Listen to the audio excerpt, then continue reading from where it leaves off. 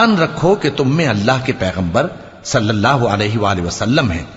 اگر بہت سی باتوں میں وہ تمہارا کہا مان لیا کریں تو تم مشکل میں پڑ جاؤ، لیکن اللہ نے تمہارے لیے ایمان کو عزیز بنا دیا اور اس کو تمہارے دلوں میں سجا دیا اور کفر اور گناہ اور نافرمانی سے تم کو بیزار کر دیا.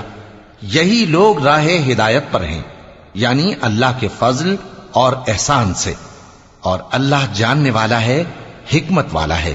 اور اگر مومنوں میں سے کوئی دو فریق آپس میں لڑ پڑیں تو ان میں صلح کرا دو. پھر اگر ایک فریق دوسرے پر زیادتی کرے تو زیادتی کرنے والے سے لڑو یہاں تک کہ وہ اللہ کے حکم کی طرف رجوع لائے. پس جب وہ رجوع لائے تو دونوں فریق میں عدل کے ساتھ صلح کرا دو اور انصاف سے کام لو کہ اللہ انصاف کرنے والوں کو پسند فرماتا ہے.